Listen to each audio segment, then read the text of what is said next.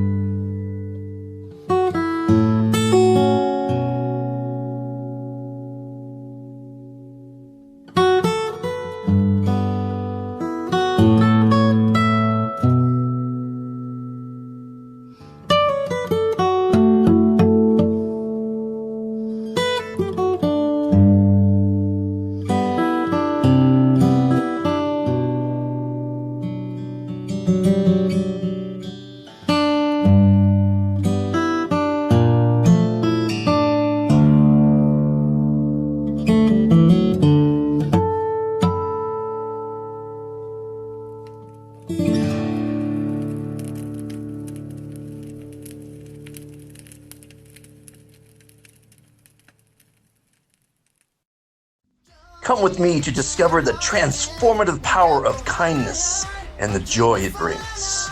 Join me as we explore every Monday morning simple yet profound ways to elevate your happiness, one gesture at a time.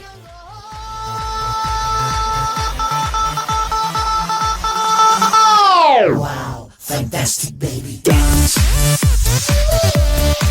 I'm gonna dance, dance, dance, dance. Fantastic, baby. Good afternoon. I'd like to introduce you to Cecilia. Good afternoon. How are you doing? Great. I'm great. Nice to talk to you. I'd like to introduce our audience to Cecilia Zabala, and she's from Argentina. She is a songwriter and a guitarist and vocalist extraordinaire. And we met, I think, about 5 or 6 years ago. And we just an outstanding performance at her home. But this year, we have come out of the COVID experience, and she has returned to visit Oregon. And I'm delighted to introduce you to her if you have not heard of her or her music. I wanted to introduce people to you and your music, and in particular, I'm interested to know how did this journey all begin when you were much younger and hadn't even started playing guitar or anything like that. So what was your earliest experience in music, and who introduced you to? Well, I think my earliest experience was when I was very, very little. When I was a baby, I used to go to a special place because my parents worked all day, and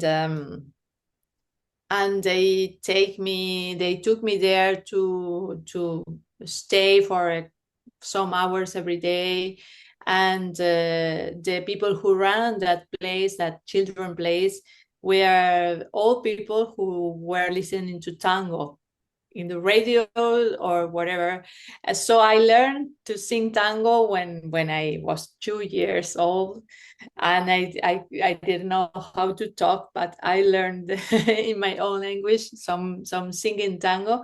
And then when I was almost 6, my mom invited me to go to a guitar professor in my neighborhood, and I say yes, why not? And I started studying guitar when I was almost starting the primary school.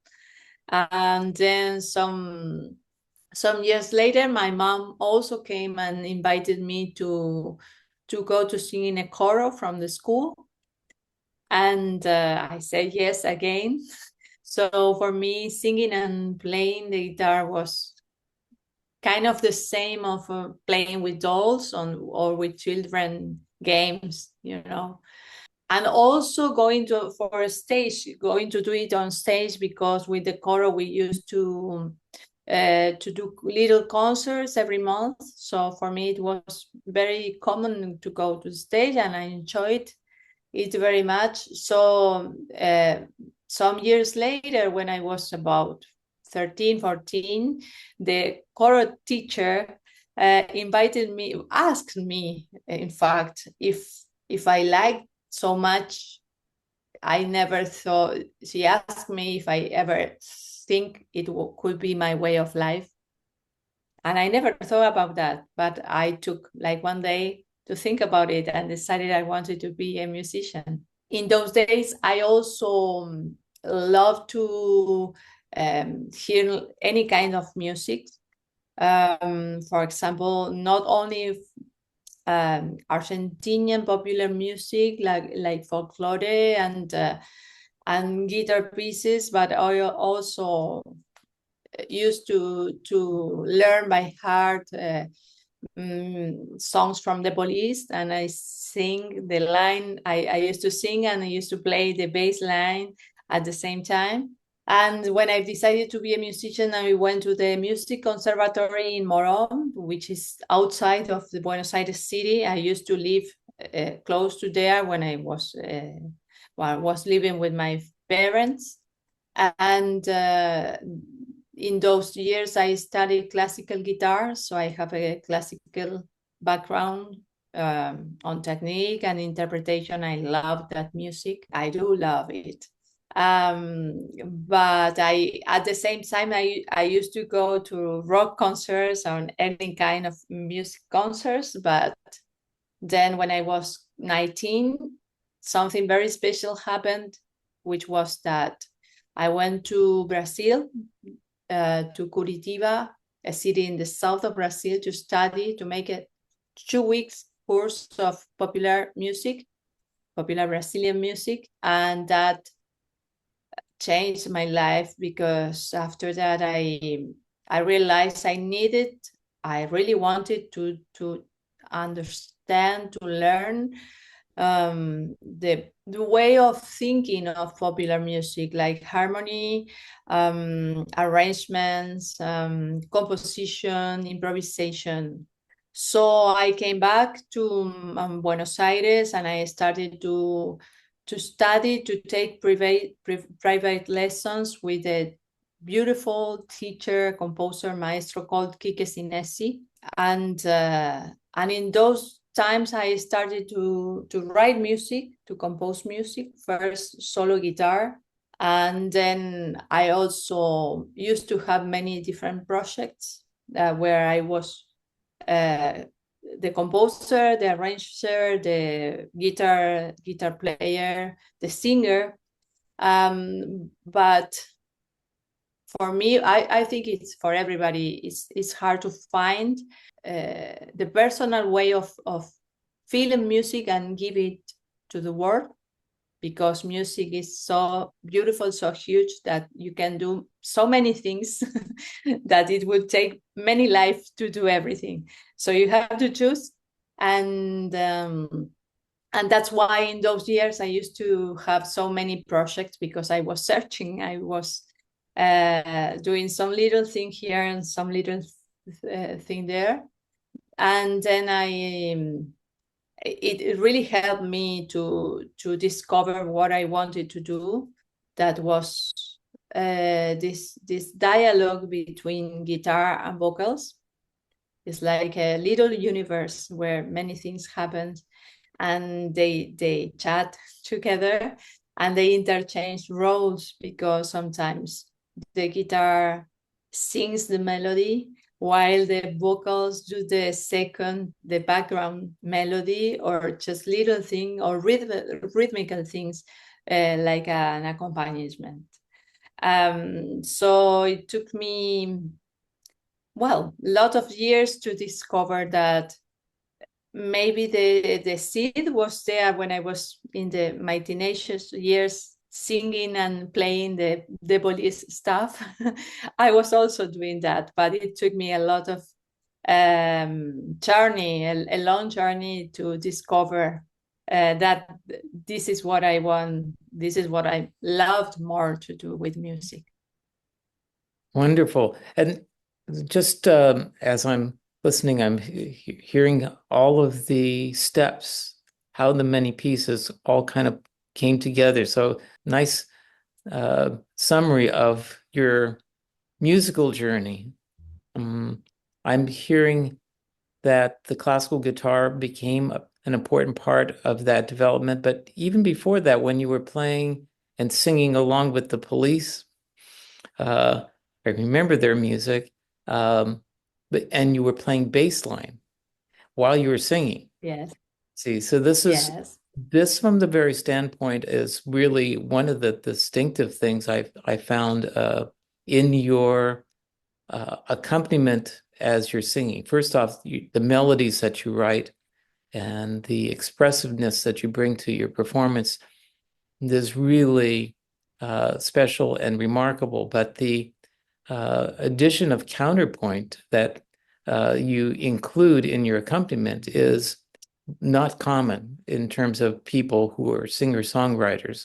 Uh-huh. And so you're more than that, because you had that experience when you decided to go to the conservatory and study composition and arranging, that trained your ear to hear a variety of things. And you have managed, when you do simply guitar and voice, to arrange in such a manner that it depicts a complete arrangement, as if there's an ensemble as opposed to simple chords and singing. So a much more diverse accompaniment approach to your final compositions. And I think that there are maybe additional opportunities for us to talk, because this is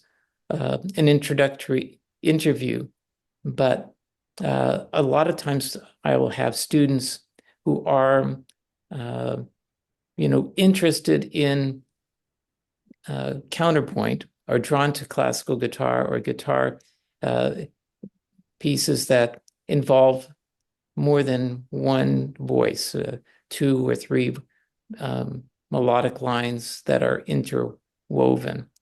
And they're fascinated with that. They don't know exactly how to go about being able to create that. First off, you have to have the skill to be able to do it. But a lot of times when you're composing in that kind of more disciplined fashion, you're doing some thinking that comes on the page first, and then you have to see how that will manifest itself on guitar. It's not like a piano. There's much more complexity to navigating the natural attributes of the instrument that sometimes facilitate things and sometimes also create some challenges in terms of being able to accommodate the range of voices you want.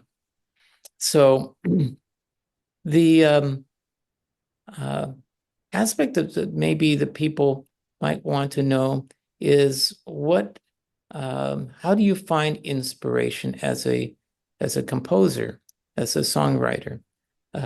Is it something that comes from your natural,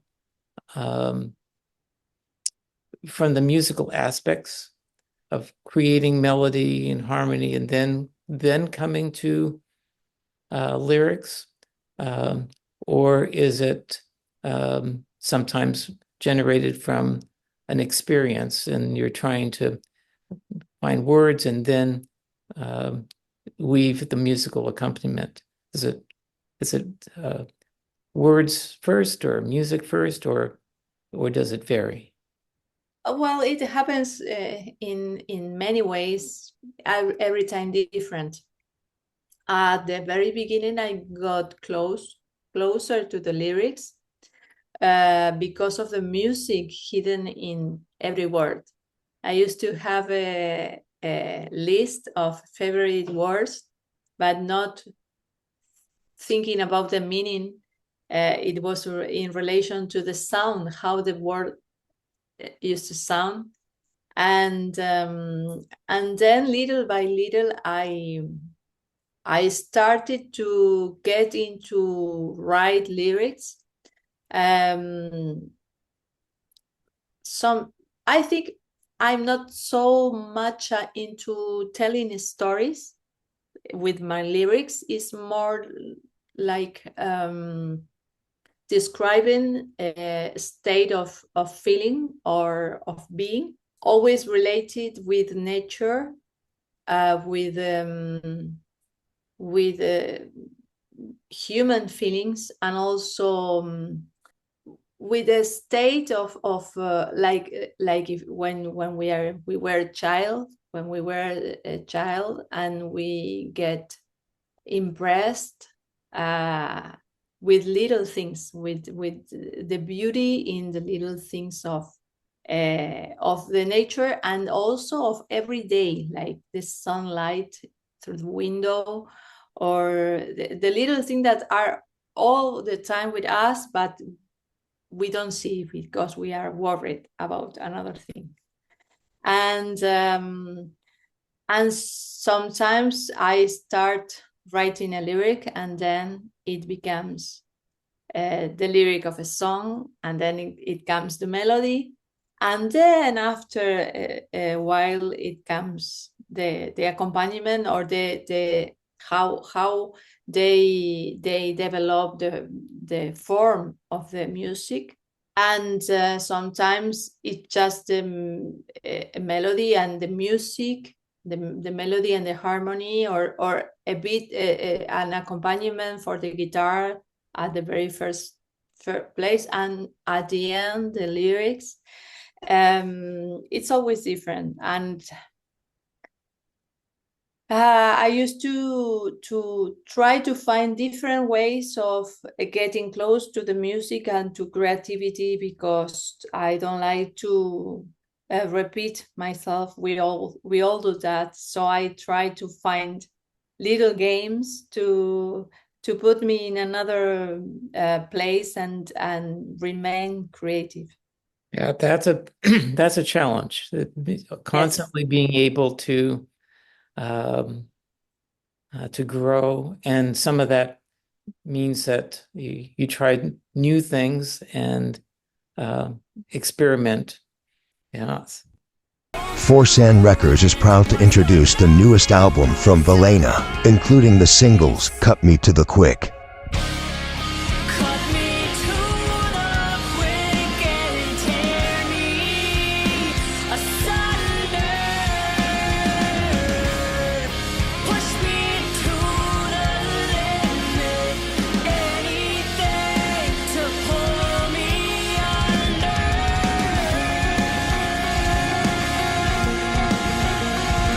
and Remedy.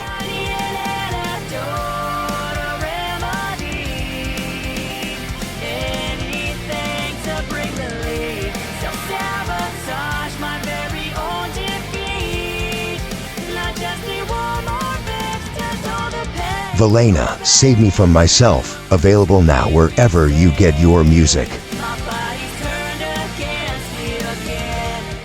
When people hear your music, what are you in general trying to give to the audience?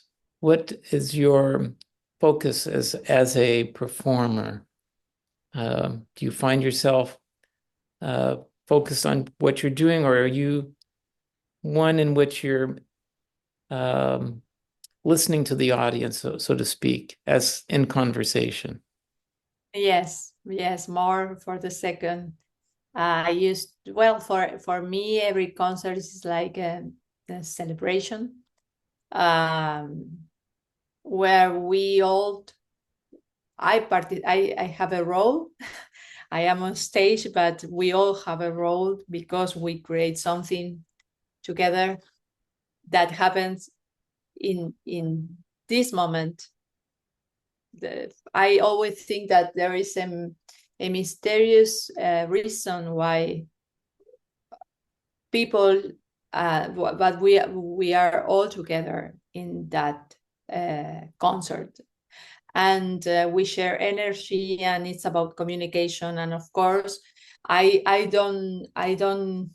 mostly don't use music stand or read anything. I just look at the people and see what is going on there with the energy and the communication. Sometimes I start with an improvisation just to get the feeling, and I really believe we all create this moment.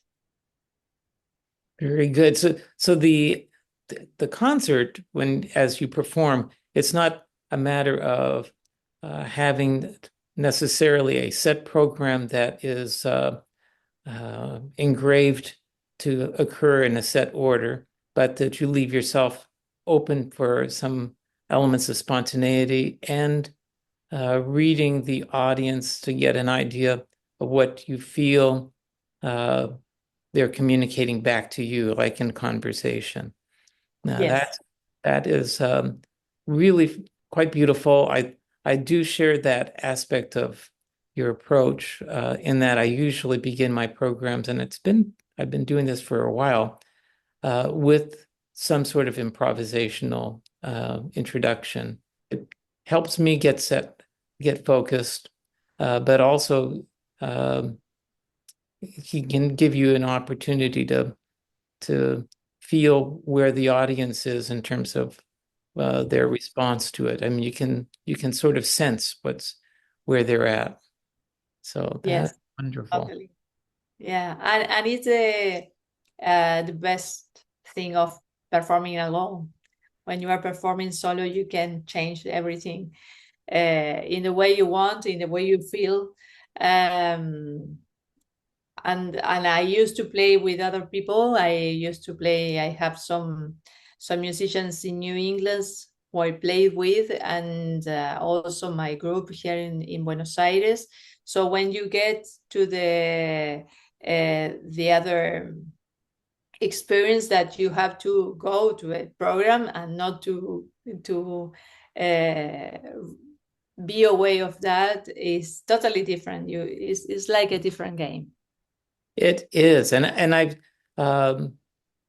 want to also let people know that you've been very busy, finally getting out all over the place. You've been to Europe, and you've been now going to be doing a lot of performing in the U.S. And return visits. I know in the fall are already being planned, and it's very exciting to be able to be involved with it. But included in a lot of your performances, or numbers of your performances, have been with other musicians as well. And I think that other dynamic is also very exciting to watch and to see, because as you're playing with other musicians, that's a different kind of a dance where some of the things that you would do as a soloist become a part of the ensemble. And then you have to find a new path. And being able to improvise means you find a different, you're free to do a little of exploring in different ways than what would happen if you were carrying the whole weight of accompanying. Yes. So, yeah. Yes, I really feel like communication is not only to play an instrument or sing or talk with the people. It's about how you express with your body, and also how you can think about the set list of a concert, like a play in theater, like things that are connected and are happening and can be changed and can be moved, but it's like telling a story or going for a walk in a beautiful landscape, and many things can happen to you and to everybody. Most definitely. I have one more question here that I wanted to ask, because of your studies in classical guitar, as well as your interest in popular music and trends that were occurring and the arranging. Was there maybe a single or a couple experiences in particular that you recall of the concerts that you've gone to, or the recordings that you've listened to, that you found especially inspiring and a great catalyst to your motivation to pursue music as a career? Well, I used to I was very curious when I was studying, when I was in my 20s, and I love to go to see any kind of music. And here in Argentina, in South America, because Brazil too, what you see as a classical guitar is very close to the guitar people used to play popular music from Argentina, from Brazil, from Peru, from also Bolivia, Chile. Like the classical guitar is very connected with the popular and the classical techniques too. So when you play Argentinian folk for guitar, you play a classical guitar with the same technique, but in a different way. So here is very. I can imagine that in the United States, the popular guitar maybe is the electric guitar or steel guitar, and then the classical in another part, very different. And in Argentina, for example, is all the time connected. All the guitar players who play folk music, they know kind of a classical training. It mostly changed in the repertory. And in those times, there was a concert I went to see from a beautiful guitar player, a maestro also from the folk guitar called Juan Falú. He was playing with a singer, and they were releasing an album from a beautiful composer from Salta, the north of Argentina, called Cuchi Leguizamón. And the way that Juan played the guitar and she was singing was so powerful, so inspiring for me, that I bought the CD and went to my house to study the music by heart, not writing anything. I wanted to learn how Juan was playing that chacarera, samba, that traditional rhythms. And it took me a long, kind of a year maybe, to learn like 2 or 3 pieces. But as I repeated every time, every day, and I end up playing what he was playing and singing what she was singing at the same time. So that's why I really love to play in that way. For me, it was not hard, not really hard, because it was fun. After that, I have to study how to do it properly, because I couldn't be singing a lyric and looking at the guitar. I needed to be like independent, looking at the people, because I was a singer too, not only a guitar player. And of course, I have many music, lots of music that inspired me, since Sting and Peter Gabriel, for example, but also Egberto Gismonti, Hermeto Pascoal, or Baden Powell from Brazil, or I don't know. It doesn't come the name, but many jazz guitar players that I really like. Well, for example, Esperanza Spalding too is a great inspiration for me. A lot of women, like singers from Latin America, from Peru, Brazil, Argentina too. So there are many. And after my 30s or 40s, I really do an effort to keep listening to new music, to keep discovering little things that shine and inspire me, because it's when you get older, you get a little lazy and you want to hear what or you already know, or that music that marked you when you were young. So it's a challenge to try to discover new music every day.